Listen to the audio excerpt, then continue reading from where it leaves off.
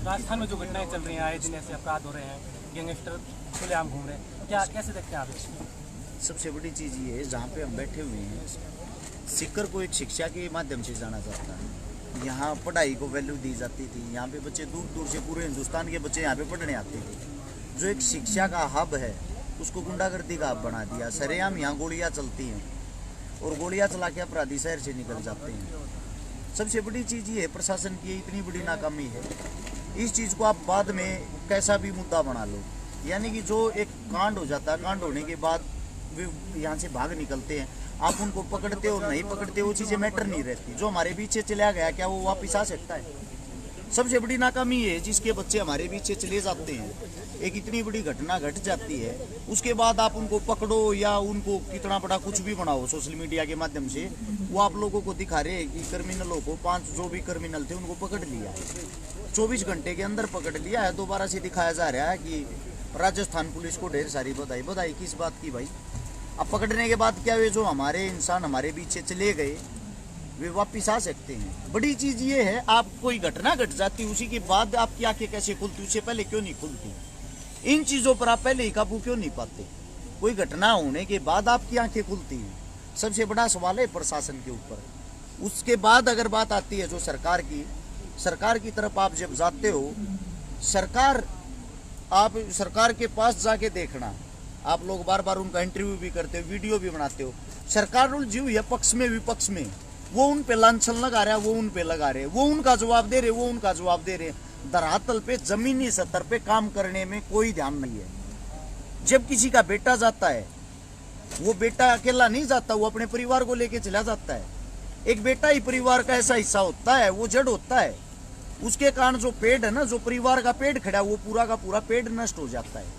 उसके बच्चे मिट्टी में मिल जाते हैं। उसके क्या होता है, हम इन परिवार वालों के साथ कब तक रहेंगे? जब तक 13वीं का पल्लट जो इनके घर पे बिछा हुआ है, तब तक हम इनके हमदर्द बने रहेंगे। उसके बाद सब आप अपने घर चले जाएंगे, नई घटना हो जाएगी, दोबारा से फिर वही काम। लेकिन एक बात सोच के देखो, जो 13वीं तक जब वो पल्लट उठ जाता है, यारे प्यारे रिश्तेदार सब आप अपने घर चले जाते हैं, उस परिवार को पालने वाला क्या वापिस आ जाएगा? फिर तो क्या हुआ, कभी साल 2 साल में हमारी मुलाकात होगी, हमने हालचाल पूछ लिया। इससे ज्यादा आज के जीवन में किसी के पास कोई समय नहीं है। दूसरी बात यह है, जो जितने भी मेरे स्टूडेंट साथी, पढ़ाई वाले, शिक्षा वाले, जो शिक्षा को बढ़ावा देते हैं, उन साथियों से मैं एक बात कहना चाहता हूँ, आप यहाँ पे पढ़ने के लिए आते हो, अपना ध्यान पढ़ाई पे दोगे, आपके लिए काफी अच्छा रहेगा। आपके माता पिता आपको पढ़ाई के लिए भेजते हैं, उसी चीजों पे ध्यान दें। बाकी जो ये जितनी भी सोशल मीडिया पे अनाप शनाप चीजें चलती हैं, उनकी तरफ अपना ध्यान दे के अपना और अपने परिवार का जीवन बर्बाद ना करें। और सीधे सा जो गहलोत सरकार, उससे जो सवाल है, उसे छोटा सा ये सवाल है, आपका बेटा, आपका बच्चा सुरक्षित है, इसलिए आपको ये खबरें, ये घटनाएं छोटी छोटी लगती हैं। अगर यही आपका बेटा होता ना, ये घटना घट जाती, आपकी जड़ें हिल जाती, आपको पता लग जाता है एक बेटा जाता है, जब पूरे परिवार पे क्या असर पड़ता है इसका। तो मेरा यही कहना है, जितने जो भी आपके चैनल है, सभी चैनलों के माध्यम से इस घटना से कम ये कुंभकर्ण वाली नींद से जाग जाएं। आगे आने वाले समय में ऐसी और कोई घटना ना हो। राजस्थान एक इतना बड़ा प्रदेश है, पूरे विश्व में सिर्फ 20 देशों को छोड़ के 21वें नंबर पे अगर नंबर आता तो अकेले राजस्थान प्रदेश का आता है। इससे छोटे हैं वे देश। मैं सिर्फ ये कहना चाहता हूँ, राजस्थान को शांति के लिए जाना जाता था। हमारे जैसे जो भाई थे, वो भी यहाँ आके सुरक्षित महसूस करते थे, दिन रात हम घूम सकते थे खुलेआम। अब हमारे को भी डर लगने लग गया है, रात के टाइम कहीं हमारे साथ भी कोई घटना न घट जाए। जैसा राजस्थान शांति प्रिय पहले था, इसको वैसा ही बनाने की कोशिश करें। और जो भी अपराध की दुनिया, अपराध की शाखाएं जितनी भी जुड़ी हुई हैं, उन सब पे जल्द से जल्द कोई ठोस ऐसा कदम उठाया जाए, जिससे जो आमजन, आम नागरिक है, वे अपना जो नॉर्मल जीवन है वो जी सके, ताकि उनका जो जीवन है वो डर भय के माहौल में ना गुजरे। अभी जो परिवारजनों की जो मांगे थी, 2 दिन से लगातार परिवार, नागौर से परिवार यहाँ सीकर अस्पताल में बैठा है। सरकार ने 2 दिन तक वार्ता नहीं की, कोई बात नहीं। आज वार्ता हुई लेकिन विफल रही। अब दूसरे दौर की वार्ता यहाँ के जनप्रतिनिधियों के साथ चल रही है। कैसे देखते हैं कि सरकार के इस रवैये को आप कैसे देखते हैं? सरकार अपनी पीठ थपथपा रही है कि 5 आरोपी थे, उन्हें हम गिरफ्तार कर लिया, प्रेस कॉन्फ्रेंस करती है, लेकिन जो मुआवजे की बात आई थी, इस परिवार को न्याय दिलवाने की बात आई थी, वहाँ सरकार एक कदम पीछे अभी भी। कैसे देखते हैं? हमारे जो भी सम्मानित आदमी, हमारी तरफ से सम्मानित जो नेताजी हैं, वो वार्ता करने के लिए गए हैं। जब वो वापस आएंगे इस बारे में खुल के बात तभी कर सकते हैं, उनकी तरफ से क्या संदेश आता है, वार्ता सफल रहती है या वार्ता विफल रहती है, ये सवाल, ये जवाब उसी टाइम किए जा सकते हैं। हाल फिलहाल इनका कोई जवाब नहीं दे सकते क्योंकि अंदर मीटिंग चली हुई है। जैसे ही मीटिंग खत्म होगी, वार्ता लगभग 2-3 घंटे चली थी, लेकिन कोई नतीजा नहीं निकला। वो तो पता है, लेकिन हाल फिलहाल भी तो उसी चीज को लेके बैठे हुए हैं ना। नहीं, लोगों को सड़कों पे आना पड़ा, पहले अस्पताल में या धरने पे थे, अब सड़कों पे आके। देखो, मैं आपको एक बात बता देता हूँ, ये क्या करते हैं, जब कोई घटना घट जाती है ना, उस घटना को छोटे लेवल पे लेते हैं। ये खुद ये चाहते हैं कोई भी मर्डर हो, इनके लिए ये मर्डर है। ये नहीं देखते किसी परिवार का कोई लाल गया है। ये क्या करते हैं, उसको बड़ा हुआ बनाते हैं। यानी कि ये चीजें अगर वे सोच के देखो, हमारी मांगे वे परसों ही मान लेते, साथ के साथ मान लेते, आप वो बड़े लेवल का बने। जब वो बड़े लेवल का बनता है, वो छोटी सी चिंगारी जब आग बन जाती है, आप उस पर अपनी राजनीतिक रोटियां सेको, तब उस मामले का हल करो। कई लाख आदमी इकट्ठे हो जाएं, उन सब की उनको सहानुभूति भी तो जीतनी है ना। क्योंकि आगे अब 2023 में चुनाव आ गया, 8 महीने के बाद, 7 से 8 महीने के अंदर चुनाव आएगा। उस चुनाव के लिए वो ये चाहते हैं ये मुद्दा भी इतना हाईलाइट बने, फिर आप इनकी आम जनता की मांगे को मान लेना और मान के फिर इसका क्रेडिट ले लेना। ये उनका पुराना धंधा है। पता नहीं आप लोग समझ पाए हो या नहीं समझ पाया। मैं हर रोज ये चीजें देखता हूँ। लगभग 124 आंदोलन कर चुका हूँ। लगभग 10 साल मेरे को घूमते हुए हो गए हैं। 10 साल में 3700 प्लस प्रोग्राम अटेंड किए हैं। मैंने हर रोज यही राजनीति, जैसे कोई शहीद हो जाता है, जब कहीं भी शहीद जब परिवार होता है, खुद ये गोलियां चलवाते हैं, खुद ये ड्रामे करते हैं, उस सीन को क्रिएट करके मीडिया के सामने बड़े लेवल पे लाके कि पाकिस्तान आपको मार देगा, चीन आपको मार देगा, और अपने चुनाव को आराम से निकाल लेते हैं। जैसे ही चुनाव खत्म होता है, ना वो पाकिस्तान हमारे से युद्ध करने को तैयार है, ना वो चीन। सेम ऐसे ही जब हमारा कोई लाल हमारे बीच से जाता है, ये उसके ऊपर खुद ये चाहते हैं कि अपनी राजनीतिक रोटी जब सेके, जब यहाँ पे पब्लिक की मात्रा बहुत ज्यादा हो, इनकी गैदरिंग हद से ज्यादा हो, फिर इसके ऊपर वे अपनी राजनीतिक रोटियां सेकने के लिए जो भी मांगे होती है उसको हाँ बोल देते हैं। आप लोगों की बातें मान ली, फिर उन्हीं के चूजे, उन्हीं के बच्चे हमारे बीच में आके उसी सरकार के जय जयकारे लगाने लग जाते हैं। सरकार ने अच्छा काम किया, कम से कम हमारी सुन तो ली। भैया जी, उसके वापिस बैक में आइए। उनके सुनने, उनके ना सुनने, उनकी मांग मानने ना मानने से हमारा बच्चा तो वापिस नहीं आएगा ना। आप पहले इन चीजों को क्यों नहीं रोक देते?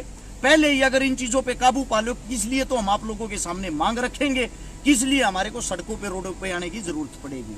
जैसे कि उत्तरी भारत में कहीं भी अन्याय होता है या किसी गरीब को जरूरत होती है तो हर सिक्का वहाँ पहुँच जाता है, और आज आप सीकर आए तो इस परिवार के साथ आप किस तरीके से देखते हैं? मैं छोटी एक बात बताता हूँ। मैंने खबर आज सुबह ही अखबार में पढ़ी थी। मैं, मेरे पास में गांव है मुडलाना, वहाँ एक गरीब बेटी की शादी करवाने के लिए गया था, तो वो अखबार की कटिंग आई, उसमें लिखा हुआ था 27.5 बीघे जमीन शायद बेच दी बेटियों के पढ़ाई के लिए, और 5,10,000 कुछ ऐसे रुपये ब्याज पे लिए फीस भरने के लिए। मैंने वो खबर पढ़ी तो उस चीज को देखते हुए मेरा दिल हिल गया कि एक गरीब किसान हमारे बीच से चला गया, एक गरीब इंसान हमारे बीच से चला गया, जिसका ना ही तो किसी के साथ कोई लाग बाग थी, ना ही बदमाशी से कोई बैकग्राउंड था, ना ही बदमाशी लाइन से उसका कोई लेना देना था।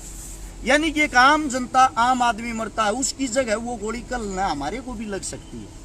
ये चीज मद्देनजर रखते हुए उसका परिवार मिट्टी में ना मिले, उसके परिवार की उम्मीदें ना टूटे, मैंने तुरंत, मैं इतना बड़ा तो नहीं, मैं गरीब परिवार से, किसान परिवार से हूँ, मेरा जैसे हो, जैसा भी मेरे से होगा, मैं ये सोच के अपने घर से आया था। 31,000 रुपये तो मैं इनको अपनी तरफ से सहयोग देने के लिए, ताकि वे हमारी जो बहन बेटियां हैं उनको अपने पिता की कमी ना खिले, वो ये सोचे इस समाज के अंदर आपके भाई और भी हैं, उनके वो कहीं ना कहीं उनकी पढ़ाई में, उनकी शिक्षा में वे चीजें काम आएंगी। उससे दूसरा जो 5 लाख रुपए का कर्ज है, कर्ज वाली बात को देखते हुए अगर हम सब से वो समाधान नहीं हुआ तो इस चीज की जिम्मेदारी इस परिवार के सामने मैं लेके जाऊंगा। वो 5 लाख रुपए का जो कर्ज है वो तारने की हिम्मत अपने भाईचारे के दम पे मैं रखता हूँ। ये छोटा सा सहयोग अगर हम इन बेटियों के लिए कर देते हैं, उससे दूसरा जो हमारा समाज सुन रहा है, अगर वो समाज आके सरव समाज सब मिलके इन बेटियों को अपनी बहनें मानते हुए इनकी मदद करेगा, तो कम से कम ये एक अच्छा वकील कर सकती हैं। अच्छे वकील के लिए अच्छे पैसे का सहयोग चाहिएगा, और अच्छा वकील जब करेंगी, जो भी अपराधी उनको अच्छी से अच्छी, सख्त से सख्त सजा दिलवा सकती हैं। ये मामला ये नहीं है कि ये मामला 10-15 दिन का, क्योंकि अपराधी अब पकड़े जा चुके हैं। हम मामला कहाँ चलेगा? मामला तो कोर्ट में चलेगा। सजा किसने देनी है? सजा जज साहब ने देनी है। जज साहब से सजा हम जब पा सकते हैं जब हमारी जेब में अच्छा भरपूर पैसा होगा। तो इन बहनों का जो बैकग्राउंड, इन बहनों की जो कमर है उसको मजबूत किया जा सकता है सिर्फ अब पैसे से। यानी कि उनको ये लगे हमारे भाई, हमारा समाज हमारे साथ खड़ा था, तो अब तो इस परिवार की जितनी ज्यादा मदद हम कर सकते उतनी मदद हमने आर्थिक रूप से करनी चाहिए, ताकि आने वाले भविष्य में वे बेटियां खूब पढ़ सकें, अपने परिवार को संभाल सकें और अपराधियों को कठोर से कठोर उस पैसे के कारण सजा दिलवा सकें। अगर अब यह परिवार पैसे से भी टूट गया, सोच के देखना, जो इनका पेड़ था इनको छाए देने वाला, वो पेड़ तो गिर गया। अब इन बहनों के पास पैसा भी नहीं होगा तो इनका भविष्य कहाँ होगा?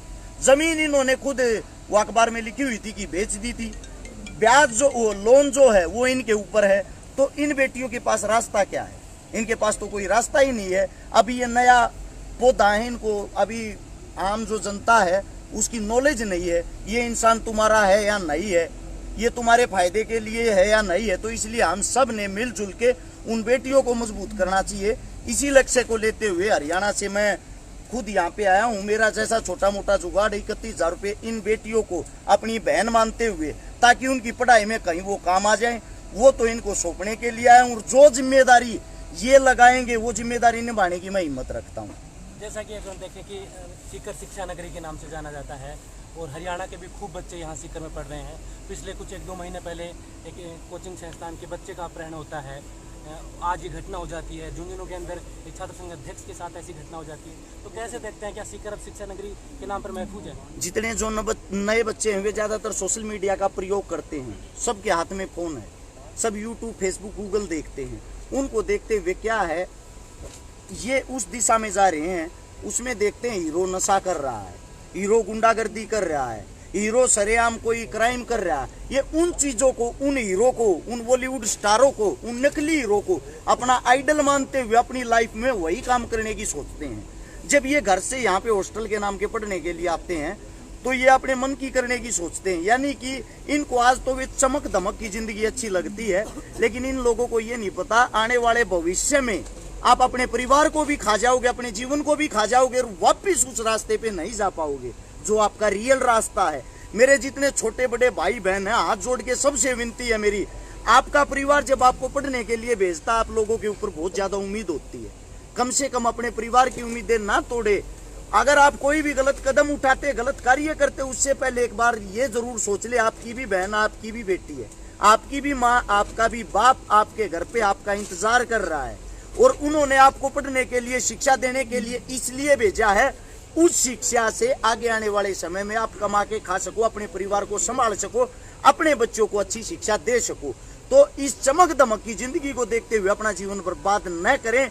ये चमक दमक की जिंदगी 2-4 दिन की होती है। हाथ जोड़ के विनती है सभी साथियों से। अभी आप इस परिवार का सहयोग करने के लिए आए हैं, लेकिन जो वार्ता हो रही है, अगर वो वार्ता पे सहमति नहीं बनी तो हर शिकारा की टीम आगे क्या फैसला?